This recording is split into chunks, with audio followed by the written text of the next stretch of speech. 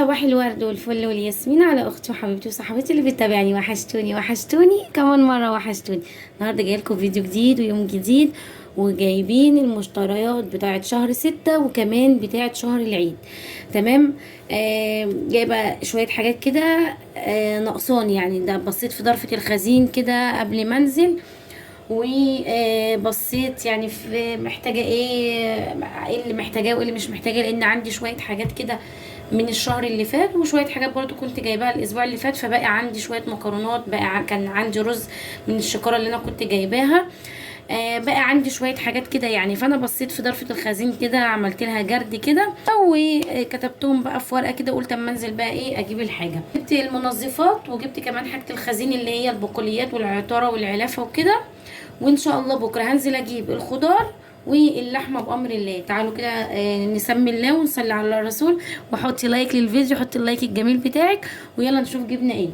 تعالوا نبدا بالمنظفات. يلا بسم الله. اول حاجه انا جبتها ثواني كده.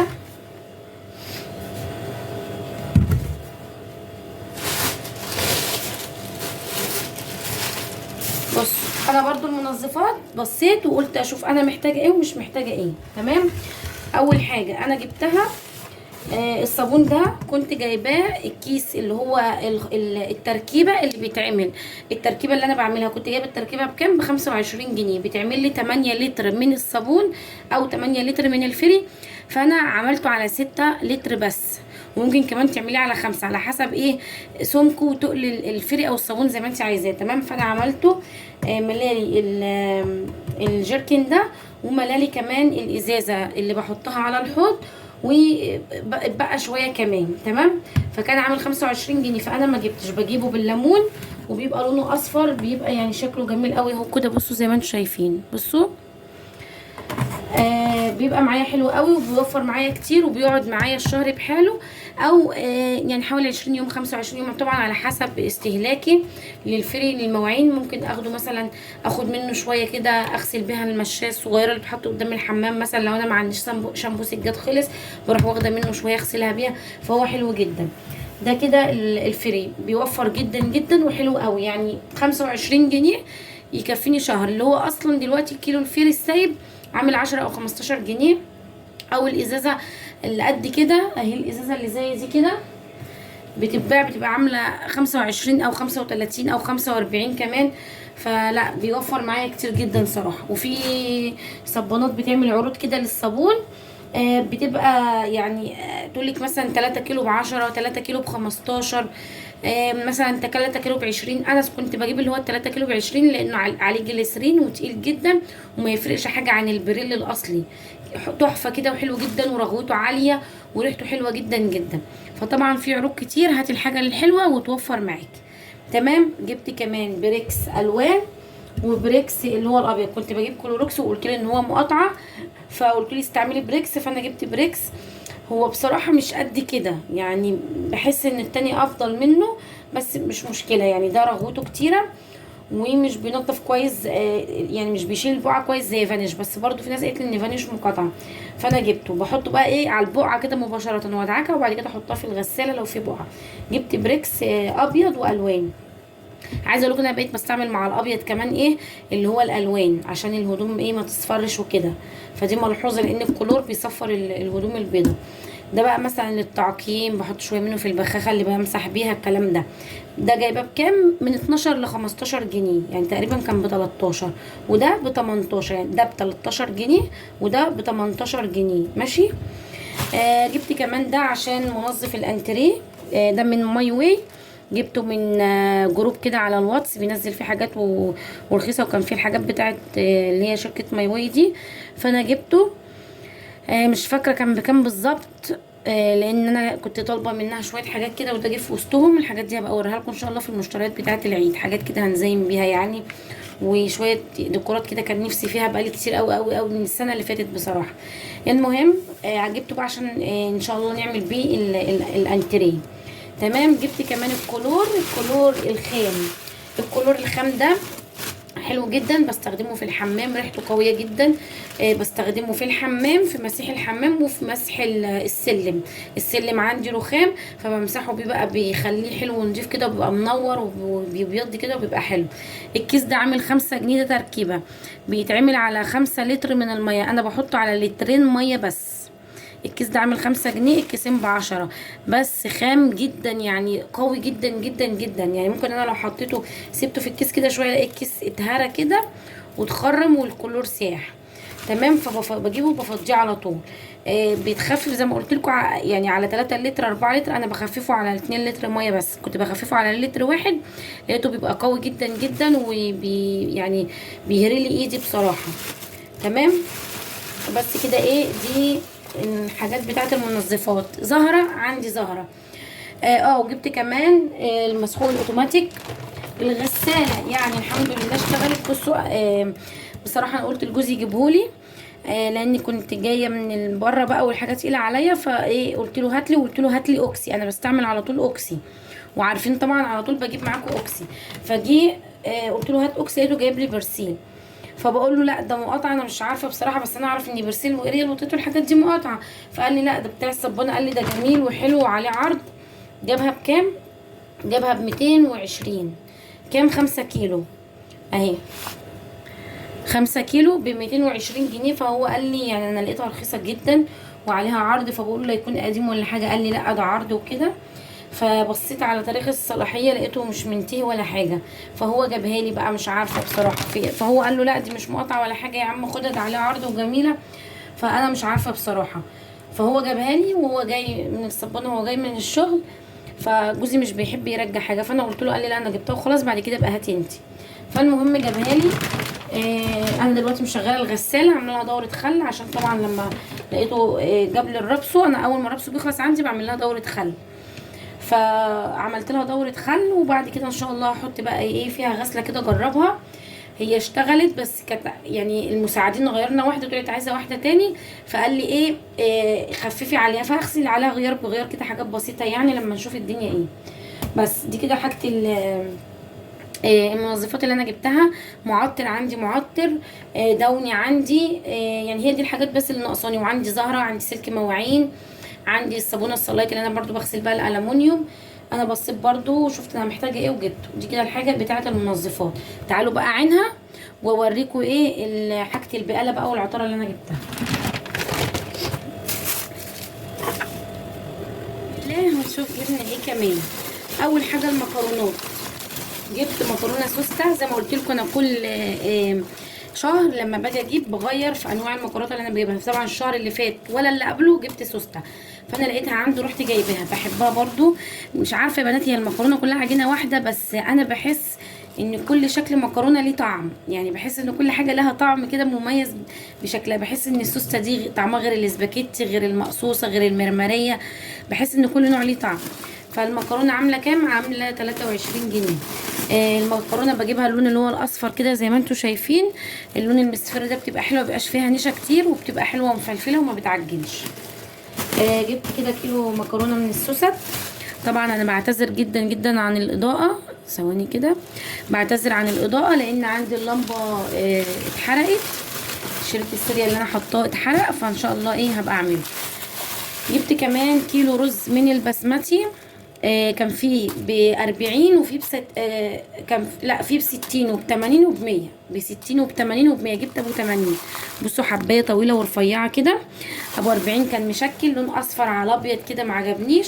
وطبعا ابو 100 غالي جدا، فخير الامور الوسط. جبت اللي هو ابو 80 جنيه. ده كيلو ب80 جنيه. عشان يعني بقى في العيد كده ان شاء الله لما نعمل بقى صينيه حلوه كده معتبره، يبقى تغيير بقى عن الرز العادي والرز بشعريه، ونعمل الرز البسمتي الحلو بتاعنا ده. جبت كمان جبت كيلو مكرونه من الاسباجيتي. برضو بقالي كتير ما جبتهاش، وبقالي كتير ما عملناهاش. ما بستغناش عنها، ولا هي ولا التحميره. بغير في دي وفي القلم وفي كل المكرونات ما عدا الاسباجيتي، والتحمير اساسي معايا على طول. زي ما قلت لكم المكرونه كلها ب23. الاسباجيتي كده مع شويه صلصه حلوه. المكرونه التحمير برضو بتحمري شويه جنب طبق ملوخيه، جنب الفراخ او كده، بتبقى حلوه. بحب اجيب الناعمه يا بنات. المكرونه اللي هي التحمير دي، معرفش اسمها مرمريه ولا اسمها تحمير. المهم ان هي بتاعت التحمير يعني اللي انا بحمرها. بحب اجيب اللي هي الناعمه دي كده زي ما انتم شايفين. بيبقى في اللي هي المخططه دي، لا انا بحب الناعمه دي، بتبقى جميله في الاكل. جبت لسان عصفور، بس جايبه نص كيلو بس. دي برضو كل دي كيلوهات. نص لسان عصفور جبت نص كيلو لان انا عندي شويه. وجبت برضو ايه ساعات يعني ايه بناتي كده تقول لي يا ماما اعملي لنا شويه لسان عصفور، بروح قايمه ايه عامله لهم شويه دوب كده على قدهم، على قد الاكله يعني، مثلا زي طبق صغير كده ولا حاجه، 5 6 معالق كده منه، بعملهم لهم ياكلهم ماشي، فما بكترش منه. جبت كمان كمان كمان كمان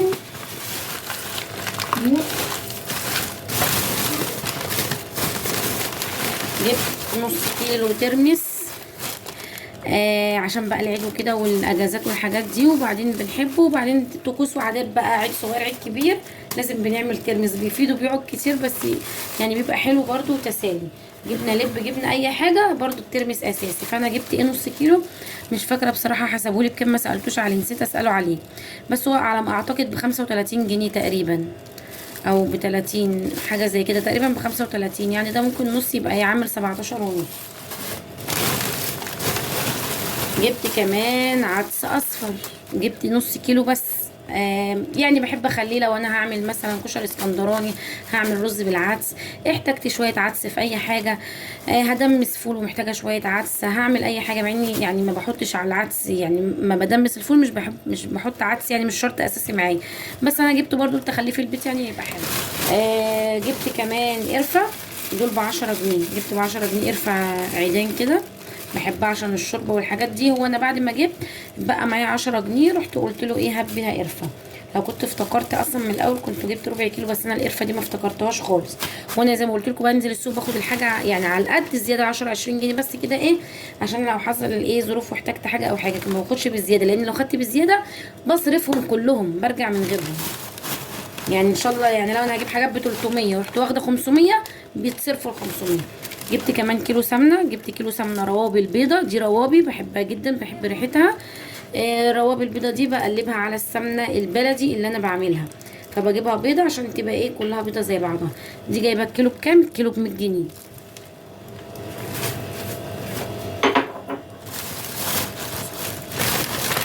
جبت كمان ربع كيلو عدس بجبه، جبت ربع كيلو برضو عشان لو ايه عملنا كشري ولا اي حاجه. جبت 8 كيلو فلفل اسمر، جبت ده تمن. التمن عامل كام؟ عامل 55 جنيه. فلفل اسمر، وجبته مطحون كده، لان هو اللي انا جبت منه هو يعني عنده الفلفل الاسمر حلو، وعنده المطحنه وبيطحنوا يعني بيطحنوا لي وانا واقفه، فروحت جايبه كده ايه 8 كيلو. وبقيه التوابل انا عندي زي ما قلت لكم، انا شفت ايه اللي ناقص عندي وجبته. وجبت كمان ب10 جنيه ورق لورا عشان برضو كان ناقص كده، فجبت ايه ب10 جنيه، وزي ما انتم شايفين برضو شويه حلوين. جبت كمان كيسين كده من كيك شيف عشان برضو ما كانش موجود، وكيس خميره، بحب كده اما يخلصوا واجيبهم يبقوا موجودين عندي، في اي وقت حبيت اعمل اي كيكايه او طلع في دماغي كده اعمل كيكايه تبقى الحاجه موجوده.